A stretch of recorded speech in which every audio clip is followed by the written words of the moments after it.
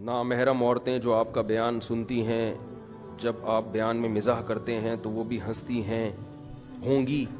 اس کا گناہ صرف ان کو ہوگا یا آپ کو بھی ہوگا؟ یعنی بھائی ویڈیو نہ بنائے نا، یعنی انہوں نے فرض کر لیا گناہ تو ہوگا ہی ہوگا، اب یہ فیصلہ کرنا ہے کہ صرف مجھے ہوگا یا ان کو بھی ہوگا، تو پہلے آپ نے یہ فرض کیوں کیا کہ گناہ ہوگا؟ دیکھو نامحرم کا مطلب کیا ہے، نامحرم کی طرف طبیعت مائل ہو رہی ہو، وہ ناجائز میلان جسے کہتے ہیں۔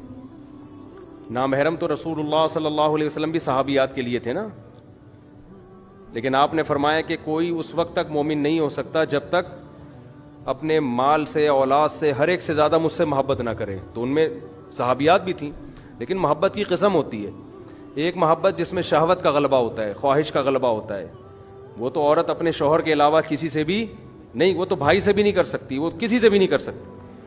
اور ایک محبت وہ ہوتی ہے جو کسی کے تقوی کی وجہ سے ہو اور کسی سے عقیدت کی وجہ سے ہو، لیکن اس میں وہ خواہش کا غلبہ نہ ہو۔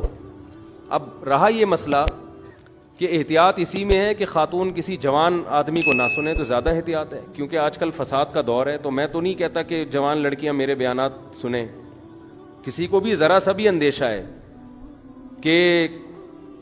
کوئی خدا نخواستہ کوئی نیگیٹو خیالات آ رہے ہیں، اول تو کوئی آنے کا، میں کوئی فلمی اداکار تو ہوں نہیں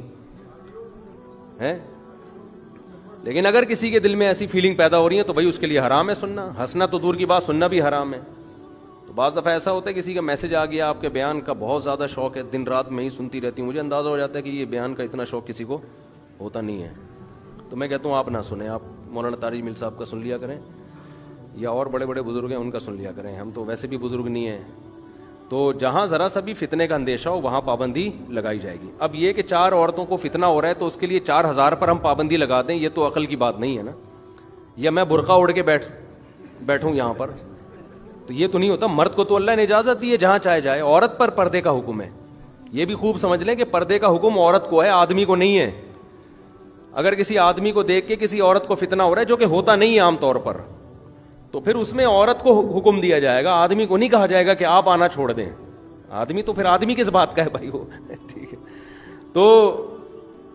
فتنے کا جہاں اندیشہ ہوگا وہاں جائز نہیں ہے، لیکن جہاں اندیشہ نہیں ہے تو وہاں لطیفہ بھی ہو اور حسین آئے تو وہ تو لطیفے کی توہین ہے نا،